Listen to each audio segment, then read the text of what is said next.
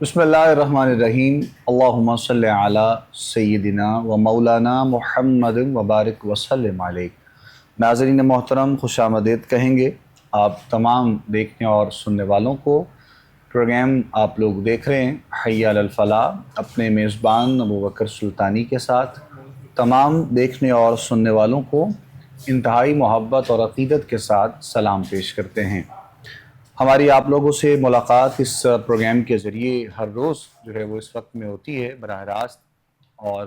ہمارے اس پروگرام کے فارمیٹ کو بھی آپ سب لوگ جانتے ہیں بہت اچھے طریقے سے۔ ہماری کوشش ہوتی ہے سب سے پہلے تو آپ لوگوں کے سوالات، آپ کی جو کالز ہیں، جو بھی آپ ہمارے ساتھ سوال کرتے ہیں، مسائل ڈسکس کرتے ہیں، وہ پروگرام میں شامل کیے جائیں، اور اس کے علاوہ آپ لوگوں کی جو رہنمائی ہے ساتھ میں قرآن و سنت اور احادیث کی روشنی میں کی جائے۔ اس کے ساتھ ہی کسی نہ کسی ایک موضوع کا انتخاب کیا جاتا ہے، اور اس پر اپنے علماء سے ہماری مکمل قرآن و سنت اور احادیث کی روشنی میں گفتگو رہتی ہے۔ آج کے پروگرام میں بھی انشاءاللہ ہم گفتگو کریں گے، اور رہنمائی بھی کی جائے گی آپ لوگوں کی جو سوالات ہیں، جو مسائل آپ لوگوں کو پیش ہیں اس حوالے سے بھی انشاءاللہ۔ اور ساتھ ساتھ جو آج جیسے ہم نے پچھلے دنوں بھی جب بات کی پچھلے ویک میں، تو ماہ سفر کا چونکہ تب آغاز تھا، تو ہم نے تفصیل سے جتنا ہو سکا اس پہ پروگرام میں بات کی گئی اور رہنمائی کی گئی سفر کے حوالے سے بھی۔ اس ماہ مبارک کو لے کر جو سوالات آپ لوگوں کے ذہن میں آتے ہیں اس پر جو ہے وہ بہت تفصیل کے ساتھ وضاحت کی گئی اور رہنمائی کی گئی۔ اس کے ساتھ ساتھ آپ سب لوگ جانتے ہیں کہ یہ ماہ مبارک بہت سے ایسی عظیم اور پاکیزہ ہستیوں سے منسوب بھی ہے یہ ماہ مبارک، اور ان کو بھی بہت محبت اور بڑی عقیدت کے ساتھ ان دنوں کو منایا جاتا ہے۔ اور جن ہستیوں سے منسوب ہے، یقیناً آپ نے بھی دین کا پیغام اپنے انداز میں دیا ہے، اور پوری دنیا میں اپنے اپنے انداز میں آپ نے اس محبت کے پیغام کو عام کیا ہے۔ تو آج انشاءاللہ ہم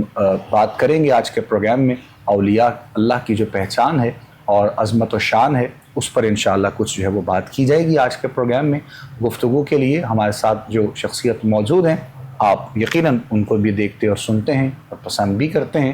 ہمارے آج کے پروگرام میں آپ تشریف لائے ہیں، ایک مرتبہ پھر ہماری دعوت کو آپ نے قبول کیا۔ حضرت علامہ مولانا عبداللہ ثاقب قادری صاحب نے ہمیں جوائن کر رکھا ہے۔ خوش آمدید کہیں گے۔ السلام علیکم ورحمۃ اللہ وبرکاتہ۔ وعلیکم السلام ورحمۃ اللہ وبرکاتہ۔ جزاک اللہ حضرت، بہت شکریہ، جی، ایک مرتبہ پھر آپ تشریف لائے ہمارے آج کے پروگرام میں۔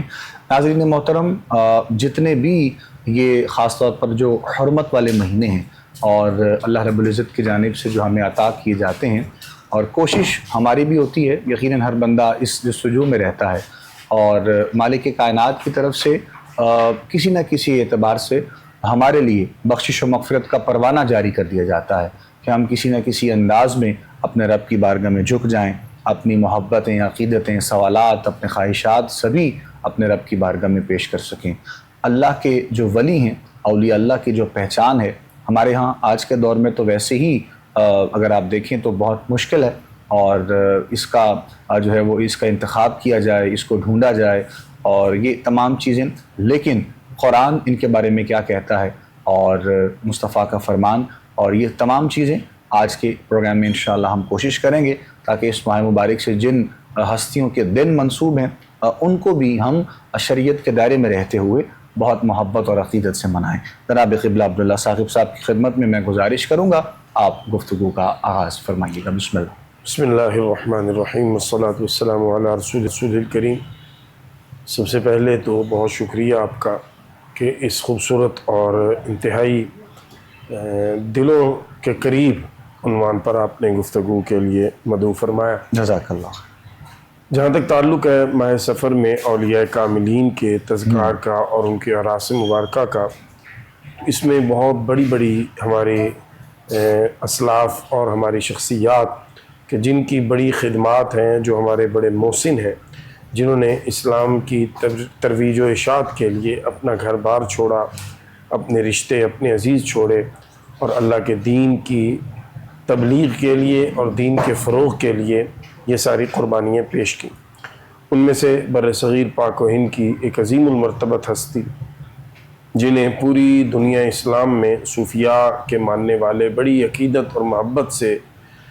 دیکھتے ہیں، مانتے ہیں، جناب حضرت سیدنا علی بن عثمان حجویری المعروف حضرت داتا گنج بخش رحمۃ اللہ تعالی علیہ۔ اسی طرح ایک اور عظیم المرتبت ہستی جنہوں نے بر صغیر پاک و ہند میں دین اسلام کے تحفظ کے لیے اور دین اسلام کی بقا کے لیے بہت بڑی خدمات سر انجام دیں، جنہیں حضرت مجدد الفسانی کے نام سے دنیا جانتی ہے۔ آپ کا سالانہ عرس مبارک بھی اسی ماہ عظیم میں ہے۔ اسی طرح بر صغیر میں ایک اور عظیم المرتبت ہستی کہ جنہوں نے رسول اکرم صلی اللہ تعالیٰ علیہ وسلم کی محبت اور بالخصوص شریعت مطہرہ کے وہ ضابطے و اصول جو حضور صلی اللہ تعالیٰ علیہ وسلم اور آپ کے اصحاب سے امت کو منتقل ہوئے، ان کی آبیاری کی اور انہیں نکھار کر امت کے لیے ایک مرتبہ پھر سے پیش کر دیا مجدد دین و ملت امام شاہ احمد رضا خان تاجدار بریلی علیہ الرحم۔ اسی طرح دیگر عظیم المرتبت ہستی ہیں۔ ایک انتہائی عظیم المرتبت ہستی جن کا ذکر نہ کیا جائے تو میں سمجھتا ہوں کہ ماہ سفر میں جتنے اذکار ہیں وہ سارے ادھورے رہ جاتے ہیں۔ ان ہستیوں میں سے جو پہلی ہستی جن کا میں نے ذکر کیا تھا علی بن عثمان حجویری، یہ ان کی اولاد میں سے ہے۔ شہزادہ رسول حضرت سیدنا امام حسن مجتبیٰ رضی اللہ تعالیٰ، آپ کا یوم شہادت جو ہے وہ بھی اسی ماہ مبارک میں ہے۔ اسی طرح ایک اور بڑی عظیم المرتبت ہستی اہل بیت اطہار میں سے امام زین العابدین رضی اللہ تعالیٰ عنہ کے لخت جگر اور امام محمد باقر کے بھائی جناب سیدنا امام زید شہید رحمۃ اللہ تعالیٰ علیہ رضی اللہ تعالیٰ عنہ، آپ کا یوم شہادت بھی اسی ماہ مبارک میں ہے۔ تو یہ چند مثالیں میں نے عرض کی ہیں۔ اب میں آپ کے سوال کی طرف آنا چاہوں گا کہ اولیاء کاملین کی پہچان کیسے ہو، کیا پہچان ہے، قرآن کریم نے کیا کرائیٹیریا رکھا ہے، احادیث نبویہ صلی اللہ تعالیٰ علیہ وسلم میں ہمارے لیے کیا رہنمائی ہے؟ یہ سوال بہت اہم ہے ابوبکر بھائی۔ جی، آغاز میں یہاں سے کروں گا کہ لوگ کہتے ہیں جی آج کل 2 نمبری بہت ہے۔ بالکل ٹھیک ہے، لیکن 2 نمبر ہونے کے لیے ضروری ہے کہ 1 نمبر بھی ہو۔ صحیح، جب تک 1 نمبر نہیں ہے 2 نمبر آپ کو سمجھ نہیں آئے گا۔ نہیں آئے گا۔ تو 2 نمبر ہے معاشرے میں تو اس کا مطلب 1 نمبر بھی ہے۔ اب ان 1 نمبر کو ہم پہچانے کیسے؟ تو قرآن کریم برہان رشید کی طرف ہمیں جانا ہے۔ خالق کائنات نے ارشاد فرمایا ان الذین قالوا ربنا اللہ، بے شک وہ لوگ جنہوں نے کہا اللہ ہمارا رب ہے، ثم استقاموا، پھر اس پر قائم ہو گئے، ڈٹ گئے۔ زمانے کی جتنی آندیاں چلیں، جتنے طوفان آئے، جتنے جکڑ چلے، وہ اس بات سے 1 انچ پیچھے نہیں ہٹے۔ ان کو آرے سے چیر دیا گیا تو وہ پھر بھی کھڑے ہیں، انہیں شہید کر دیا گیا وہ پھر بھی کھڑے ہیں، انہیں بھوک برداشت کرنی پڑی وہ پھر بھی یہی کہتے ہیں ربی اللہ، اللہ میرا رب ہے، انہیں پیاس برداشت کرنی پڑی وہ پھر بھی کہتے ہیں ربی اللہ، انہیں اپنے عزیز چھوڑنے پڑے پھر بھی ربی اللہ، اپنا گھر چھوڑنا پڑا ربی اللہ، کوئی شکوہ کوئی شکایت نہیں۔ اللہ رب العزت کی محبت میں یوں فنا ہوئے کہ انہیں فنا فی اللہ کا منصب نصیب ہو گیا۔ اللہ رب العزت فرماتا ہے تتنزل علیہم الملائکہ، پھر دکھنے میں وہ تم جیسے ہیں، پھرنے میں، چلنے میں، تم میں اٹھنے بیٹھنے میں، تمہارے معاشرے میں، رہن سہن میں، تمہیں ایسے لگتا ہے جیسے وہ فرد تم میں سے ہے، لیکن نہیں، اب وہ تم میں سے نہیں رہا۔ وہ اتنا عظیم المرتبت ہے اللہ کی بارگاہ میں، تتنزل علیہم الملائکہ، اللہ ان کی طرف اپنے فرشتوں کو بھیجتا ہے، نازل فرماتا ہے۔ پہچان کیا ہے؟ فرمایا اللہ تخافو، تمہیں وہ خوف زدہ نہیں ملیں گے، ولا تحزنوا، اور تمہیں وہ کبھی غمگین نہیں ملیں گے۔ نہیں ملے۔ یہ بہت بڑی پہچان اور نشانی ہے اللہ کے ولیوں کی، کہ اللہ کا ولی وہ ہوتا ہے کہ جس پر زمانے کے اثرات جو ہیں وہ بالکل بھی آپ کو نظر نہیں آتے، بے خوف ہوتا ہے، اور بے خوف کس درجے میں ہوتا ہے اور کس انداز سے ہوتا ہے یہ بات بھی سمجھنے کی ہے ابوبکر بھائی۔ جی، ہمارے ہاں یہ ہوتا ہے کہ ہم کمزور کے سامنے تو دین کو بڑا ڈٹ کے بیان کرتے ہیں، لیکن جب کسی طاقتور کے سامنے دین کو بیان کرنے کا مرحلہ آتا ہے تو پھر ہم مصلحتوں کا شکار ہوتے ہیں، اور پھر ہم کہتے ہیں کہ نہیں ٹھیک ہے، یہ ایسے بھی ہو سکتا ہے، یہ بھی ہو سکتا ہے، وہ رخصت کا راستہ بھی تو دین نے دیا ہے، دین کے علاوہ عزت بھی تو بچانی ہے نا جی۔ دین کے علاوہ بھی آپ نے جو بات کی کہ دین کو پھیلانے کے لیے اس کے علاوہ بھی کمزور کے سامنے ایسے ہی یہ ایک مزاج ہے، عمومی مزاج ہے، بالکل ٹھیک کہہ رہے ہیں، یہ عمومی مزاج ہے، پہنچانی ہو، پیغام دینا ہو، اس حوالے سے۔ لیکن اللہ رب العزت کے ولیوں کی پہچان کیا ہے کہ وہ دین بیان کرتے ہوئے لا یخافون لومۃ لائم، اللہ قرآن کریم میں فرماتا ہے ان کی شان یہ ہے کہ وہ کسی ملامت کرنے والے کی ملامت کا خوف نہیں کرتے، اللہ کا حکم بیان کریں گے، رسول اللہ صلی اللہ تعالیٰ علیہ وسلم کی شریعت کو بیان کریں گے بے خوف ہو کر۔ اور غم جو ہے اس کا تعلق ماضی کے ساتھ ہوتا ہے، ماضی میں گزرے ہوئے واقعات جب یاد آتے ہیں تو انسان کو غمگین کرتے ہیں، اور خوف کا تعلق آنے والے زمانے کے ساتھ ہے کہ اگلی گھڑی میں کیا ہوگا، کل کیا ہوگا، پرسوں کیا ہوگا، مرنے کے بعد کیا ہوگا۔ اللہ نے فرمایا نہ ماضی میرے ولیوں کو غمگین کرتا ہے، نہ مستقبل میرے ولیوں کو خوف میں مبتلا کرتا ہے، اللہ ان کو بے خوف بھی کر دیتا ہے اور بے غم بھی کر دیتا ہے۔ اور پھر آگے فرمایا وَأَبْشِرُوا بِالْجَنَّةِ، اللہ نے انہیں جنت کی بشارت دی ہے، ان سے جنت کا وعدہ کر لیا ہے۔ اب یہ جو نشانی قرآن کریم نے بیان کی، اسی کو 11ویں پارے میں پھر اللہ رب العزت نے بیان کیا سورہ یونس میں۔ ارشاد ہوا الا ان اولیاء اللہ لا خوف علیہم ولا هم يحزنون، آیت نمبر 62 اور آگے 63، الذین آمنوا وکانوا یتقون۔ پہلی بات تو وہی جو میں نے ابھی عرض کی، فرمایا خبردار بے شک جو اللہ والے ہیں وہ بے خوف ہوتے ہیں اور بے غم ہوتے ہیں۔ دوسری آیت میں پھر دو نشانیاں ان کی پھر ذکر کی، فرمایا ایک تو وہ ایمان والے ہوتے ہیں آمنو، دوسرا وکانوا یتقون، اور وہ متقی ہوتے ہیں، تقوی والے ہوتے ہیں، یعنی ان کے اندر ایمان کے بعد ایمان پر عمل اور رسول اکرم صلی اللہ علیہ وسلم کی شریعت پر عمل اور اللہ رب العزت کی فرما برداری، یہ پہلو آپ کو نمایاں ترین نظر آتا ہے۔ پھر اگر آپ یہ کہتے ہیں کہ اس سے بھی آسان کر دی جائے پہچان، تو اس سے آسان پہچان پھر میرے کریم آقا صلی اللہ علیہ وسلم کی احادیث میں ملتی ہے۔ رسول رحمت صلی اللہ علیہ وسلم نے بڑا سادہ اور بڑا مختصر آپ نے ارشاد فرمایا جس کا چہرہ دیکھ کر تمہاری زبان پہ ذکر خدا جاری ہو جائے سمجھ لو وہ اللہ والا ہے۔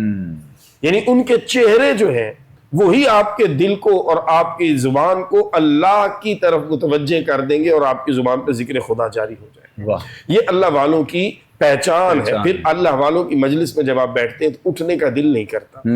گھنٹوں گزر جاتے ہیں، اور پھر اگر آپ اٹھ کے چلے بھی جائیں اپنی زندگی کے معمولات اور معاملات کے لیے تو آپ یہ تڑپ رکھتے ہیں اپنے اندر کہ کب پھر موقع بنے اور کب پھر میں ان کی خدمت میں چلا جاؤں اور کب پھر مجھے وہ سکون میسر آ جائے جو اس وقت مجھے میسر رہا۔ اور یہ بات زندوں کے ساتھ خاص نہیں ہے، ہمارے ہاں یہ بھی ایک سوال بار بار کیا جاتا ہے کہ آپ نظارات پہ لینے کیا جاتے ہیں۔ یہ جو اللہ کے ولی ہیں جو زندگی میں اللہ رب العزت جل وعلا نے ان کے پاس جانے کے فوائد رکھے ہیں، یہ بعد از وصال بھی اللہ رب العزت نے ان کی بارگاہوں میں جاری رکھے ہوئے ہیں۔ آپ اگر بے سکون ہیں، آپ اگر پریشان ہیں، اگر آپ انزائٹی میں ہیں، آپ ڈپریس ہیں، آپ کسی الجھن میں پڑے ہوئے ہیں، آپ کسی اللہ کے ولی جو صحیح معنوں میں اللہ کے نیک بندے ہیں ان کے مزار شریف پہ چلے جائیں، قرآن کریم کی تلاوت کریں، وہاں مراقبہ کریں، ذکر اذکار کریں، آپ یقین کریں کہ جب تک آپ اس پریمیسز میں اس حدود میں رہیں گے آپ ایک عجیب قسم کے سکون کو محسوس کریں گے، اور یہی وہ سکون ہے جس کو حدیث مبارکہ نے بیان کیا کہ جب انسان انہیں دیکھتا ہے تو ذکر خدا جاری ہوتا ہے۔ ذکر خدا سے الا بذکر اللہ تطمئن القلوب، یعنی اس کی توجیحات ہیں باقاعدہ، یہ نہیں کہ اس میں کوئی لاجک نہیں ہے۔ لاجک کیا ہے کہ اللہ فرماتا ہے میرے ذکر میں دلوں کا چین ہے، تو جب آپ اس کے چہرے کو بزرگ کے دیکھ کے ذکر خدا کریں گے تو آپ کے دل کو سکون میسر آ جائے گا۔ تو یہ اللہ کے جو ولی ہوتے ہیں ان کی پہچان بھی بڑی آسان ہے، اور ان کی مجلس میں بیٹھ کر جو سکون قلب میسر آتا ہے وہ کسی دکاندار کی مجلس میں بیٹھ کے میسر کبھی بھی نہیں آتا۔ اور اگلی آخری گزارش یہ بھی ہے، علماء نے اور بزرگوں نے یہ بڑا واضح لکھا ہے، فرمایا جس بندے کی مجلس میں تمہیں اللہ کی محبت، رسول اکرم صلی اللہ علیہ وسلم کی محبت اور آخرت یاد نہ آئے، اس مجلس میں اور اس بندے کے پاس مت جاؤ۔ اللہ اکبر، بڑی سادہ سی بات ہے۔ یعنی اللہ والا تو وہ ہے کہ جس کی بارگاہ میں آپ جائیں اور آپ کی زبان پہ ذکر خدا ہو، آپ کا دل جو ہے خوف الہی اور محبت الہی کے جذبات سے لبریز ہو جائے، اور آپ کے سامنے آپ کی قبر اور آپ کی آخرت کی منزلیں آ جائیں۔ اور اگر یہ نہیں ہے، وہاں جا کر بھی آپ دنیا کی باتیں کریں کہ آج کل کون سا ماڈل نیا لانچ ہو رہا ہے، گاڑی کون سی نئی آ رہی ہے، کون سی آج کل اچھی ہائیبرڈ چل رہی ہے، کون سا موبائل اب اچھا بڑا چل رہا ہے، کیا ہو رہا ہے دنیا میں، پراپرٹی کے ریٹ اوپر جا رہے ہیں نیچے آ رہے ہیں، فلاں ملک کا ویزا مل رہا ہے کہ جہاں یہ باتیں ہیں وہاں سمجھ لیں کہ آپ اپنا ٹائم ضائع کر رہے ہیں، وہاں سے آپ کو کچھ بھی نہیں ملنے والا۔ اور جہاں جائیں اور خالص اللہ کی بات ہو، خالص رسول اکرم صلی اللہ علیہ وسلم، آپ کی آل اطہار اور آپ کے صحابہ کبار کی بات ہو، اور ان کی مثالیں دے کر آپ کو رب کے قریب کیا جائے، رسول اللہ صلی اللہ علیہ وسلم کی محبت سے روشناس کرایا جائے، اور آپ کو اپنی آخرت کی یاد اور فکر دلائی جائے، اس مجلس میں جایا کریں۔ یہ اللہ والوں کی مجلس ہے، اور یہی اللہ والوں کی مجلس کا خاصہ ہے۔ اچھا، ابھی جیسے آپ نے فرمایا نا کہ کسی بھی اللہ کے ولی کے مزار پہ جب جاتا ہے انسان اور تربت پہ جاتے ہیں، وہاں پر قرآن کریم کی تلاوت ہوتی ہے یا نوافل ادا کیے جاتے ہیں، یا بعض اوقات وقت نماز ہو جائے تو یقیناً وہاں پر نماز بھی ادا کی جاتی ہے، تو وہ جو ایک اطمینان، ایک سکون آپ کو حاصل ہوتا ہے، اس کو لے کر ایک بزرگ میں ان کو سن رہا تھا تو وہ فرما رہے تھے کہ یعنی اسی پر انہوں نے مثال دی، جیسے آپ نے یہ اللہ کے ولیوں کی بات کی ہے، تو وہ فرمانے لگے کہ اگر آپ کی توجہ نہیں ہے یا آپ کے دل و دماغ میں کچھ اور چل رہا ہے یا آپ کا ایمان اس قدر کمزور ہو چکا ہے تو آپ اللہ کے گھر میں جا کر بھی خود کو سکون میں محسوس نہیں کرتے ہیں. یعنی اگر آپ کی توجہ ہی اس طرف نہیں ہے تو اللہ کے گھر میں بھی آپ چلے جائیں اور آپ اس طرف توجہ کرنا ہی نہیں چاہ رہے ہیں کہ سکون کہاں سے آپ کو حاصل ہو رہا ہے، کہاں سے آپ کو مل رہا ہے، آپ کی زندگی کے معاملات بدل رہے ہیں، آپ میں بہتری آ رہی ہے، تو آپ اللہ کے گھر میں بھی چلے جائیں تو آپ پر وہ چیزیں جو ہے وہ روحانیت آپ کو حاصل ہی نہیں ہوتی ہے، کیونکہ آپ خود نہیں اس چیز کو چاہ رہے کہ ایسے معاملات ہوں. بالکل. ایک اس میں وجہ اور بڑی یعنی بنیادی وجہ یہ ممکن ہے اور یہ ہوتی ہے اور یہ ہو سکتی ہے، اس میں کوئی دو رائے نہیں ہے. اور اسی پر میں بڑی معذرت سے آپ کی بات کاٹتے ہوئے آپ کنٹینیو کیجیے گا. اور اسی پر ایک دوسرے پہلو پہ ہم لوگ دیکھیں تو ایسے لوگ بھی ہیں کہ جن کا کہنا یہ ہوتا ہے کہ ہم نے اس جو ہے وہ زمین پر یا اس دھرتی پہ قدم رکھا ہے ابھی تو ہمارے دل کے معاملات بدل گئے ہیں، ہماری کیفیات ہی بدل گئی ہیں، ابھی محسوس کچھ ہوا نہیں ہے، یعنی قریب بھی آیا ہے کوئی انسان تو اس پر وہ کرم نوازی کی بارش ہو گئی. میں اسی طرف آپ کی توجہ دلانے لگا تھا، آپ نے بڑا خوب خود ہی اس طرح توجہ کر لی کہ ایک پہلو تو یہ ہے بالکل کہ جا کے جی توجہ نہیں ہے، یا دوسرا پہلو یہ ہے کہ اللہ والے جو ہوتے ہیں نا، قرآن کریم یا حدیث نبویہ صلی اللہ علیہ وسلم اور صحیح حدیث، بالکل ان میں جو مقام آیا، مثلا رسول اکرم صلی اللہ علیہ وسلم کی ایک بڑی حدیث ہے، آپ نے بھی یقیناً کئی مرتبہ یہ پڑھی ہوگی اور آپ نے حاضرین کو سنائی بھی ہوگی، میرا یہ یقین غالب ہے. رسول اکرم صلی اللہ علیہ وسلم نے فرمایا کہ جو اللہ کے ذکر کی محافل ہے، رسول اکرم صلی اللہ علیہ وسلم اور اللہ کے ذکر کی محافل، فرمایا کہ یہ ایسی محافل ہیں کہ جب یہ کہیں ہو رہی ہوں تو اللہ کے جو فرشتے ہیں وہ جب دنیا میں چکر لگا رہے ہوتے ہیں تو جو فرشتہ پہلے پہنچتا ہے وہ دوسرے فرشتوں کو بلاتا ہے کہ آجو ہمارا مقصود ادھر ہے. پھر وہ ساری محفل سنتے ہیں، محفل سن کے اللہ کی بارگاہ میں حاضر ہوتے ہیں اور عرض کرتے ہیں، اے اللہ ہم ایک مقام پہ گئے، وہاں پہ تیرے بندے تیرا ذکر کر رہے تھے. بالکل. اللہ رب العزت ان سے فرماتا ہے کیا انہوں نے مجھے دیکھ رکھا ہے؟ فرشتے عرض کرتے ہیں اللہ نہیں. فرمایا اگر وہ مجھے دیکھ لیں، یا اللہ بن دیکھے وہ اتنی محبت سے تیرا ذکر کر رہے ہیں، تجھے دیکھ لیں تو پھر تو ہر وقت ہر لمحہ ان کی زبانیں تیرے ذکر سے تر رہے. فرمایا کیا وہ مجھ سے کوئی سوال کر رہے تھے؟ عرض کیا یا اللہ وہ تجھ سے جنت کا سوال کر رہے ہیں. فرمایا میری جنت انہوں نے دیکھی ہے؟ عرض کیا اللہ نہیں دیکھی. اگر دیکھی ہو تو ایک ایک سیکنڈ اپنی زندگی کا تجھ سے جنت کا سوال کرتے رہے. فرمایا مجھ سے کسی چیز سے پناہ مانگ رہے ہو؟ عرض کیا جہنم سے. فرمایا دیکھ رکھا ہے؟ نہیں. اگر دیکھ لیں یا اللہ ہر وقت روتے رہیں تیرے خوف سے اور تجھ سے پناہ مانگتے رہیں جہنم سے. اللہ رب العزت فرماتا ہے فرشتوں گواہ ہو جو میں نے اس تمام محفل میں آنے والوں کی بخشش فرما دی. فرشتے اس موقع پہ عرض کرتے ہیں یا اللہ ان میں سے فلاں فلاں بندہ جو تھا وہ تو محفل سننے نہیں آیا تھا، صحیح، وہ تو ویسے ہی آیا تھا، گزر رہا تھا آ گیا، یا اس کا ارادہ نہیں تھا یا اس کی. تو اللہ رب العزت فرماتا ہے یہ جو میرا ذکر کرنے والے ہیں یہ ایسے ساتھی ہیں، ایسے ہم نشیں ہیں جو ان کے پاس بیٹھے وہ محروم نہیں رہتے. عالیجا اللہ والا ہو، اس کی بارگاہ میں بندہ جائے، توجہ دائیں بائیں بھی ہو، وہ محروم نہیں رہ سکتا. بالکل. یعنی اس کی مثال یوں لیجئے جیسے آج کل مونسون کا موسم چل رہا ہے جی اور بارش برس رہی ہے ابوبکر بھائی، اور آپ سائیڈ پہ بھلے کھڑے ہیں، بارش میں نہیں ہے آپ، تو کیا پھر بھی کچھ چینٹے آپ پر نہیں پڑیں گے؟ بالکل ٹھیک. آپ بچا رہے ہیں اپنے آپ کو، ایسے ہی دانستہ بچا رہے ہیں کہ بارش سے میں بچ جاؤں، لیکن اس کے باوجود بارش ہوا کے ساتھ اڑ کے چھینٹے کچھ نہ کچھ آپ کے کپڑوں پہ ضرور پڑ جائے گی. تو جہاں دانستہ آپ بچ رہے ہیں، بارش پھر بھی آپ کے دامن پر پہنچ گئی ہے، تو اللہ کے ولی کی بارگاہ میں جب آپ بیٹھیں گے تو وہاں جو اللہ کی رحمت کی چھما چھم برسات ہے، یہ کیسے ممکن ہے کہ اس سے آپ محروم رہ جائیں؟ ہاں یہ ضرور کہا جا سکتا ہے کہ جس کی توجہ ہوتی ہے وہ زیادہ لے لیتا ہے، جس کی توجہ نہیں ہوتی اسے کم ملتا ہے. لیکن محروم کوئی بھی اللہ کے ولیوں کی بارگاہ میں جانے والا، ان کی مجلس میں بیٹھنے والا، ان کی صحبت اور سنگت اختیار کرنے والا کبھی بھی نہیں رہ سکتا. حدیث مبارکہ میں آتا ہے رسول رحمت صلی اللہ علیہ وسلم فرماتے ہیں پرانے وقتوں میں دو لوگ سفر کر رہے تھے، ایک نیک تھا ایک گناہ گار تھا. صحیح. جنگل کا سفر تھا اور جنگل میں سفر میں پانی ختم ہو گیا نیک بندے کے پاس اور کھانا بھی ختم ہو گیا. اب جنگل کا کوئی عین نظر نہیں آ رہا، گناہ گار بندے کے پاس پانی ہے لیکن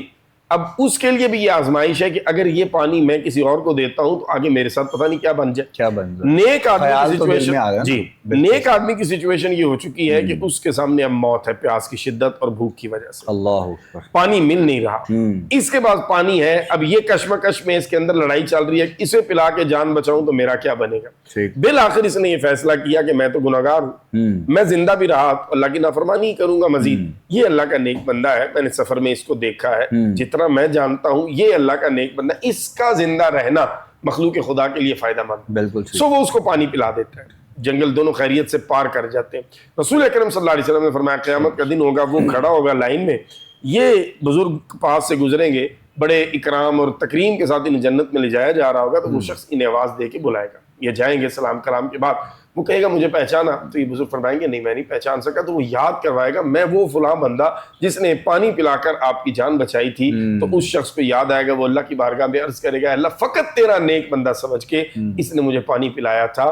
اس کے لیے کوئی آسانی, اس کے لیے کوئی کرم, تو اللہ رب العزت جل وعلا اس بندے کو اس نیک بندے کے حوالے فرما دے گا, جا اس کو جہاں دل کرتا ہے لے جا, یعنی جنت میں لے جا. تو یہ نیک لوگوں کی سنگت اور صحبت اور ان کی خدمت, یہ اللہ کی بارگاہ سے اس کا ریوارڈ ہے, جو حدیث مبارکہ میں رسول رحمت صلی اللہ علیہ وسلم نے ہمارے لیے واضح فرما دیا. بالکل بالکل ایسے ہی ہے. اور یہ تمام چیزیں جو ہیں وہ چونکہ بات اللہ کے ولیوں کی ہو رہی ہے, اولیاء اللہ کا جو پہچان ہے اس پر بات کی جا رہی ہے. پہلے ایک مثال آپ نے دی ہے, یعنی انسان وہ کہتے ہیں نا کہ جب ڈھونڈتا ہے انسان تو خدا مل جاتا ہے, ایک مثال ہے. تو کوشش یہی ہے جب انسان اس طرف نکلتا ہے, اس راستے پر آتا ہے, روحانیت کے راستے پر آتا ہے, تو پھر اللہ کے ولی کی جو پہچان ہے وہ اس کے لیے آسان ہو جاتی ہے, اور اس کے لیے ڈھونڈنا بھی آسان ہو جاتا ہے. تو بات صرف ساری توجہ کی ہے, اگر آپ کی توجہ اس طرف نہیں جا رہی ہے تو پھر آپ کو کچھ محسوس نہیں ہوتا ہے. اور جو ہمارے معاشرے میں آج سے نہیں ہے, ایک عرصہ دراز سے خرافات بھی جو پائی جاتی ہیں, خاص طور پر اگر ہم صاحب مزار کی بات کریں, اور مزار کے علاوہ جو بھی ارد گرد کے جو معاملات ہوتے ہیں اس پر بھی بارہا ویسے تو ہم بات کر چکے ہیں, لیکن خاص طور پر چونکہ اس ماہ مبارک سے منسوب ہے اور آغاز میں آپ نے بات کی ہے, تو بہت سے خاص ایسے اللہ کے جو ولی ہیں جن کے دنوں کو منایا جاتا ہے. اب وہ منانے والے جو شخص ہیں, ہو سکتا ہے ایسا بھی ممکن ہو کہ اگر ایک کسی کی کوئی وہ ان کے مریدین ہیں یا ان کے محبین ہیں یا ان کے عقیدت مند ہیں, وہ اپنے زندگی میں جو کرتے تھے وہ ٹھیک تھا, وہ درست تھا. اب ان کے جانے کے بعد اگر کوئی آگے نئی نسل آ گئی ہے تو ان کا جو طریقہ کار ہے وہ تبدیل اگر ہو گیا ہے, تو اس بات پر ہم لوگ اس شخصیت کو یا صاحب مزار کو, ان کو تو غلط نہیں کہہ سکتے ہیں, ان کی تعلیمات کو ہم رد تو نہیں کر سکتے ہیں. تو یہ بھی ایک بڑا عجیب سا کانسیپٹ ہمارے ہاں خاص طور پہ آج کل کے معاشرے میں ہے. اور جہاں پر بات سوشل میڈیا کی جائے, ڈیجیٹل میڈیا کی جائے, تو لوگ بہت سی ایسی چیزیں جو کسی کے ساتھ منسوب نہیں بھی ہوتی ہیں وہ ڈیلیور کر رہے ہوتے ہیں. اس کے حوالے سے کیا کہیں گے؟ جی بالکل, یہ ایک اور بڑی اہم طرف آپ نے اشارہ کیا کہ بزرگ تو اپنی زندگی اللہ اور اللہ کے نبی صلی اللہ تعالیٰ علیہ وسلم کی فرما برداری میں گزار گئے. بے شک. جس کی سب سے بڑی نشانی یہ ہے کہ اللہ رب العزت نے اپنے مخلوق کے دلوں میں ان کی محبت اور احترام رکھ دیا. آگے اگر اولاد ان کی کسی درجہ میں آ کر اپنے والد اور اللہ کے نبی صلی اللہ تعالیٰ علیہ وسلم کے اس صراط مستقیم سے ہٹتی ہے, تو اس کا وبال اور اس کا بار جو ہے وہ صاحب مزار پر نہیں ہے. قرآن مجید میں اللہ رب العزت نے حضرت نوح علیہ السلام کا تذکرہ بڑی تفصیل کے ساتھ فرمایا. حضرت نوح علیہ السلام کے ایک بیٹے ہیں جنہوں نے اپنے والد کا راستہ اپنانے سے انکار کیا, اور پھر جب یہ عذاب الہی آیا قوم نوح پر, تو حضرت نوح علیہ السلام نے ایک آخری مرتبہ پھر انہیں دعوت دی اپنے بیٹے کو کہ ابھی تم پانی میں غرق ہو جاؤ گے, ابھی بھی وقت ہے. تو وہ نہیں مانا. قرآن کریم نے کہا قال یا نوح انہ لیس من اہلک, اے نوح یہ آپ کی اولاد میں سے ہی نہیں. یعنی اللہ رب العزت نے بجائے اس کے کہ بیٹے کی وجہ سے باپ کو کرٹیسائز کیا جائے, یہ راستہ میں دکھا دیا کہ باپ اگر نیک ہے, بالیقین نیک ہے, تو اولاد اگر اپنے باپ کے اپنے والد کے راستے سے ہٹتی ہے تو اولاد کی برائی ہے, اولاد کی کمی ہے. اس میں والد کو آپ اٹیک نہیں کر سکتے, والد پر آپ ہٹ نہیں کر سکتے, والد کا اس میں کوئی قصور نہیں ہے. والد نے اپنی پوری کوشش کی ہے, اس نے پوری ایفرٹ کی ہے. اب اگر اولاد نے اس راستے کو اپنانے سے انکار کر دیا ہے تو ہدایت تو من جانب اللہ ہے, بالکل ہدایت تو بندوں کے اختیار میں نہیں ہے کہ میرے پاس یہ اللہ رب العزت نے معاذ اللہ کو اختیار دے رکھا ہے میں جسے چاہوں ہدایت، نہیں، ایسا نہیں ہے. میں کوشش کر سکتا ہوں، میں اصلاح کے لیے دعوت دے سکتا ہوں، تبلیغ کر سکتا ہوں، میں اس پر محنت کر سکتا ہوں، اس سے بات کر سکتا ہوں، مکالمہ کر سکتا ہوں، اس کی اصلاح کے لیے میں محبت سے احترام سے کوشش کر سکتا ہوں. بس آگے ہدایت اس کے نصیب میں ہے کہ نہیں، یہ فیصلہ میرے اللہ کا ہے. اللہ دلوں کو بدل بھی دیتا ہے، اللہ دلوں کو پھیر بھی دیتا ہے، لیکن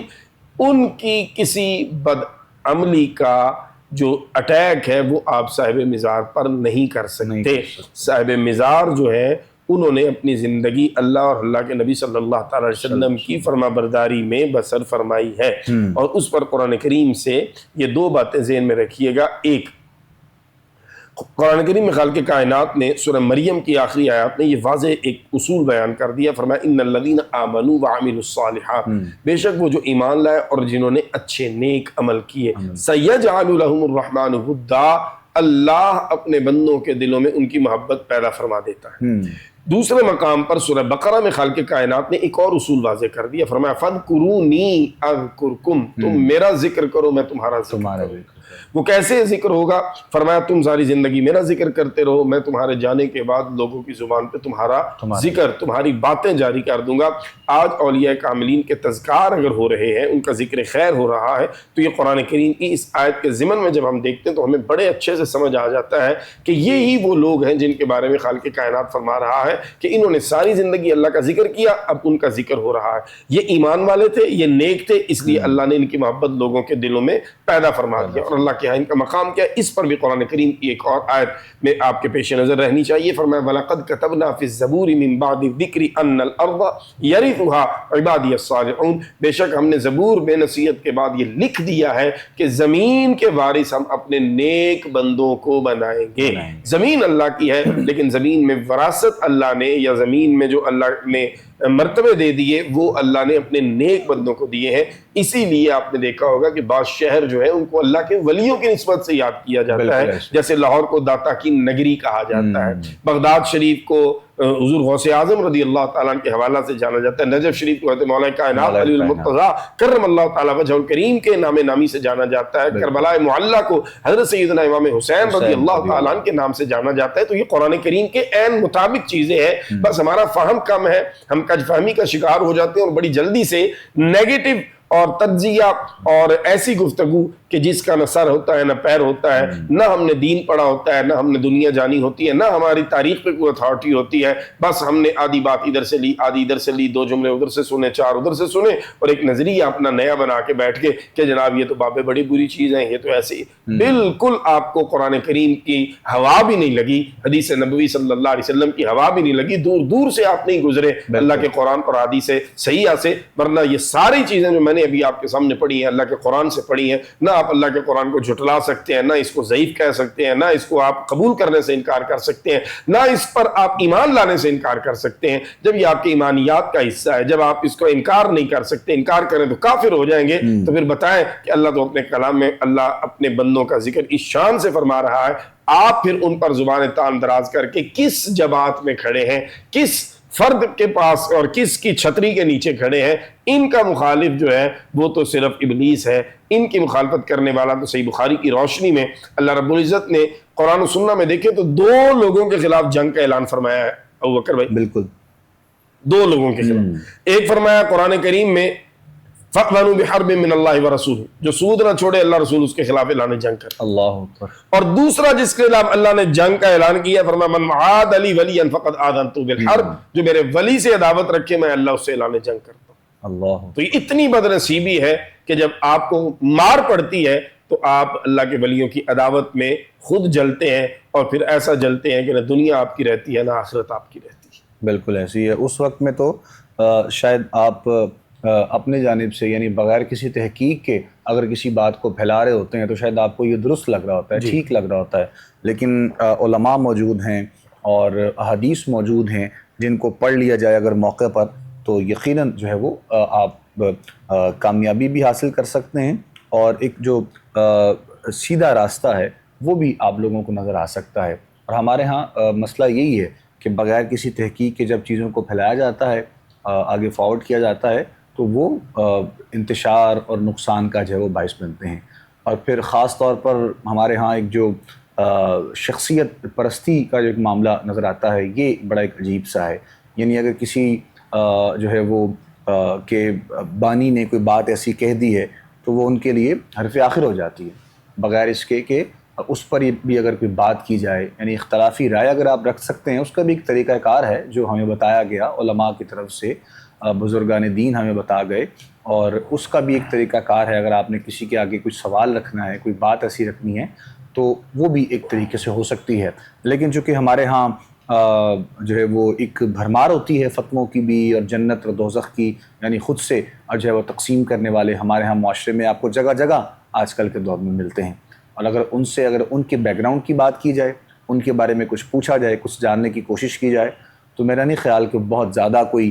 خاص مضبوط چیزیں آپ کو نظر آتی ہیں. ان کے بارے میں معلوم ہی ہوتا ہے کہ فلاں وقت میں حضرت فلاں کام کرتے تھے، فلاں وقت میں حضرت کا رابطہ فلاں لوگوں کے ساتھ تھا، فلاں وقت میں آپ جو ہے وہ کسی اور سے منسوب تھے. تو یہ تمام چیزوں کو آپ بالکل ایک سائڈ پہ رکھتے ہوئے اللہ اور اس کے رسول کے جو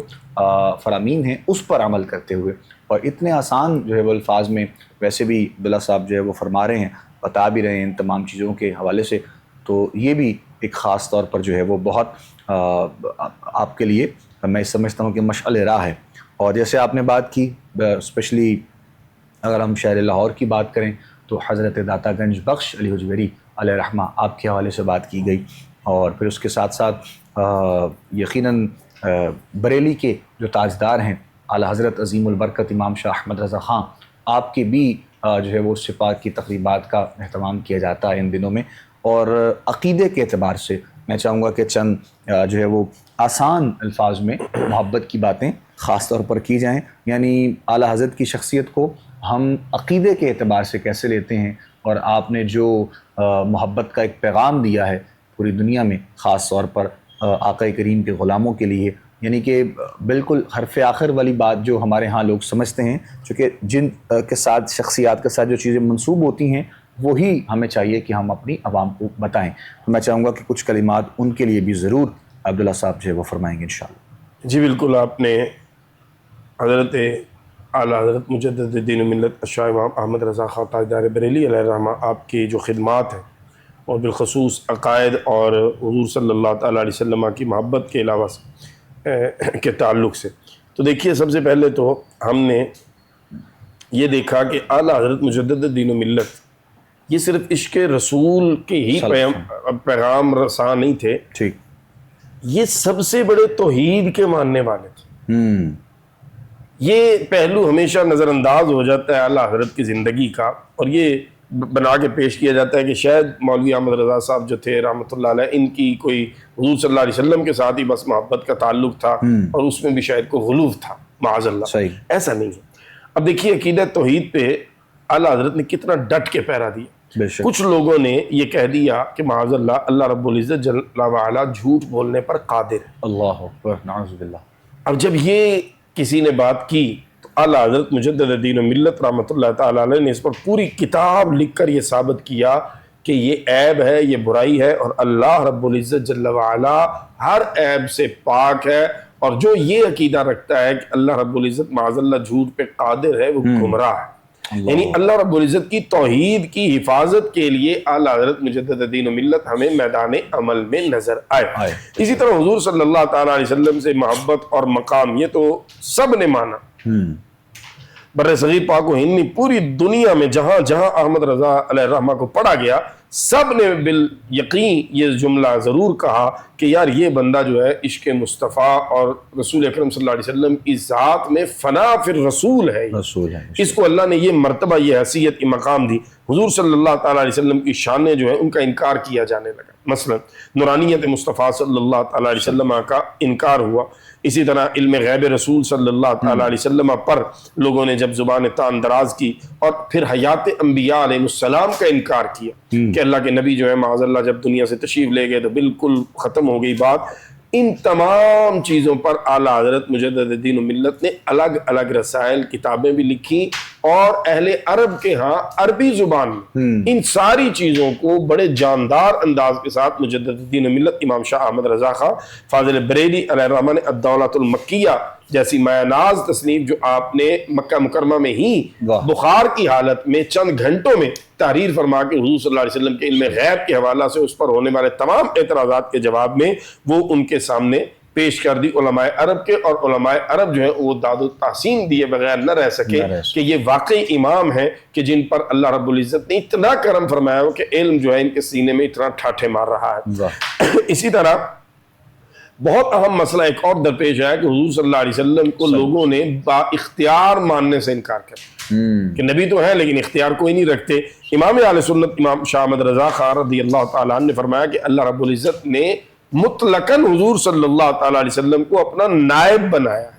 اور اپنی قدرت کا مظہر کامل بنایا ہے۔ یا ایھا الناس قد جاءکم برہان من ربکم، سب سے بڑی دلیل اللہ کی بن کے رسول اکرم صلی اللہ علیہ وسلم جلوہ گر ہوئے ہیں، اور آپ صاحب اختیار نبی اور رسول بن کے آئے ہیں۔ وہ اختیار شریعت کے معاملات میں بھی ہے، حلال و حرام میں بھی ہے، کیونکہ قرآن کریم نے یہ واضح کیا کہ حضور صلی اللہ تعالیٰ علیہ وسلم یحل لهم الطیبات، پاک چیزیں ان پر حلال فرماتے ہیں، وَيُحَرِّمُ عَلَيْهِمُ الْخَبَائِث، اور ناپاک چیزیں ان پر حرام فرماتے ہیں۔ اسی طرح حضور صلی اللہ تعالیٰ علیہ وسلم اور دیگر انبیاء کرام علیہ السلام اور اولیاء کرام سے توسل اور استمداد پر وسیلے پر سوالات ہوئے، اس پر بھی اعلیٰ حضرت مجدد دین و ملت نے بڑا کام کیا اور تفصیلی جوابات دیے فتاوی رضویہ شریف میں بھی اور کتابوں کی صورت میں بھی۔ اسی طرح ایک اور بڑا اہم مسئلہ درپیش آیا امام اہل سنت علیہ الرحمہ کی زندگی کے آخری ایام میں، اور وہ تھا ختم نبوت کا۔ تو آپ نے عقیدہ ختم نبوت کے دفاع میں سب سے پہلے برصغیر پاک و ہند میں فتویٰ جاری کیا۔ باقاعدہ آپ نے اس محاذ پر اپنی قوم کو، اپنے جو غیور مسلمان تھے ان کو اویئر کیا اور ان کو تیار کیا کہ یہ جو فتنہ پنپ رہا ہے اس کی اسلام میں قطعاً کوئی گنجائش نہیں ہے، یعنی بر وقت فتنوں کی سرکوبی، اور ہر محاذ پہ صف اول میں قیادت کرتے ہوئے اپنے زمانے میں امام احمد رضا تاجدار بریلی علیہ الرحمہ ہمیں کھڑے نظر آتے ہیں۔ اسی طرح آپ کی خوبیوں میں سے ایک خوبی یہ بھی ہے کہ آپ نے حضور صلی اللہ تعالیٰ علیہ وسلم کی آل اطہار اور صحابہ کرام علیہم رضوان دونوں کی عظمتوں کا پرچم جو ہے اس کو بلند فرمایا۔ ایسا نہیں ہے کہ آپ اہل بیت اطہار کی طرف سے کوئی ڈنڈی مار گئے ہوں یا صحابہ کرام کی طرف سے کوئی ڈنڈی مار گئے ہوں، نہیں، امام اہل سنت کی تعلیمات کو جو انصاف کی نظر سے پڑھتا ہے، یعنی ایک شعر ایک مصرع ہی کافی ہے امام اہل سنت کی عقیدت آپ اگر سمجھنا چاہیں اہل بیت اطہار سے۔ ویسے تو بڑے بڑے کلام ہیں امام اہل سنت کے، سیدۃ النساء سیدہ فاطمہ الزہرا رضی اللہ تعالیٰ عنہ سلام اللہ علیہا کی بارگاہ میں، اسی طرح مولا کائنات علی المرتضیٰ کی بارگاہ میں، حسنین کریمین کی بارگاہ میں، لیکن ایک مصرع ہی کافی ہے امام اہل سنت کے اس حوالے سے تعارف میں کہ آپ فرماتے ہیں تیری نسل پاک میں ہے بچہ بچہ نور کا، تو ہے اہل نور تیرا سب گھرانہ نور کا۔ اور پھر اسی طرح آل و اصحاب دونوں کا ذکر کرتے ہوئے فرماتے ہیں کہ اہل سنت کا ہے بیڑا پار، کہ نجم ہے اصحاب رسول اور ناؤ ہے اطرت رسول اللہ۔ تو یہ عقائد جو ہے ان کا تحفظ بھی کیا، ان کی ترویج و اشاعت بھی کی۔ اسی طرح آپ نے علمی اور قلمی خدمات بھی دی۔ 30 جلدوں میں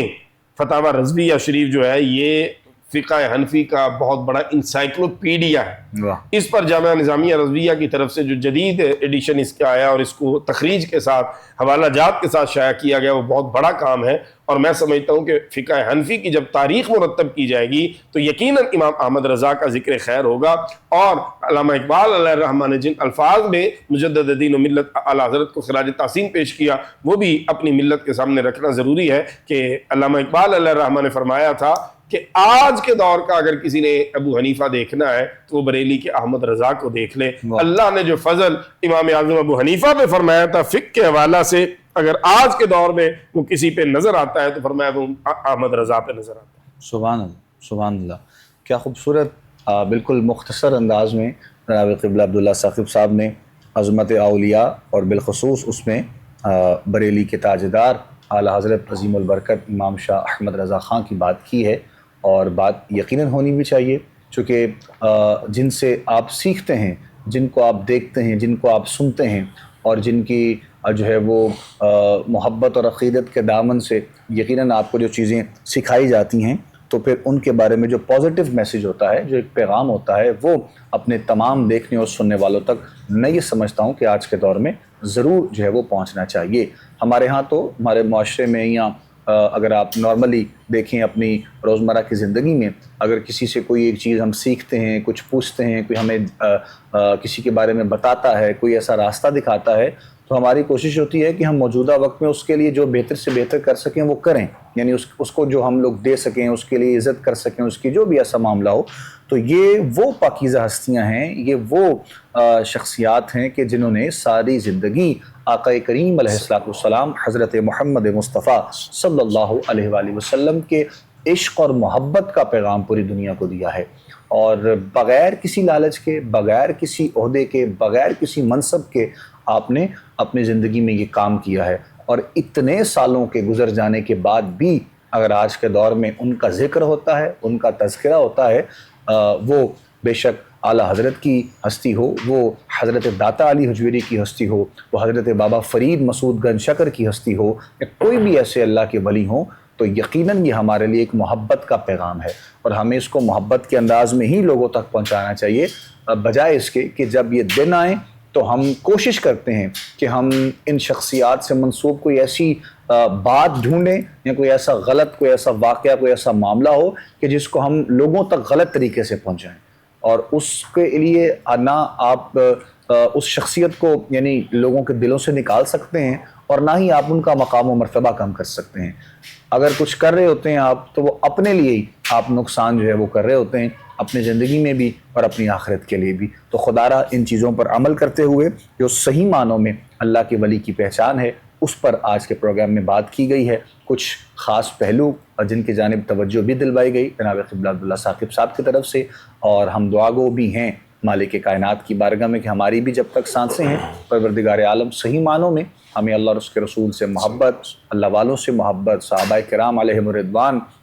حضور کی اہل بیت، ان سے محبت کا جو دعویٰ حقیقی طور پہ ہے وہ کرنے کی توفیق پروردگار ہم سب کو بھی عطا فرمائے۔ آخری لمحات میں انشاءاللہ دعا ہوگی، ہر روز کی طرح جیسے پروگرام میں دعا ہوتی ہے، اب آپ جو ہمیں دعاؤں کے لیے کہتے رہتے ہیں وہ بھی انشاءاللہ اجتماعی طور پر ہمارے ساتھ آج کے دعا میں شامل ہوں گے، تمام دیکھنے والوں کے لیے، سننے والوں کے لیے، اور خاص طور پر وہ احباب جو ہمیں میسیج کرتے رہتے ہیں، پیغامات بھیجتے ہیں دعاؤں کے لیے، انشاءاللہ وہ بھی ہمارے ساتھ آج کے پروگرام کی دعا میں شامل ہو جائیں گے۔ عبداللہ ثاقب صاحب انشاءاللہ دعا کروائیں گے، ہم آپ سے رخصت لیں گے، ہماری آپ سے ملاقات ہوتی رہے گی پروگرام حی علی الفلاح میں۔ اپنے میزبان ابو بکر سلطانی کو، ہماری پوری ٹیم کو آپ بھی اپنی خاص دعاؤں میں یاد رکھیے گا۔ اجازت دیجیے گا، السلام علیکم ورحمۃ اللہ وبرکاتہ۔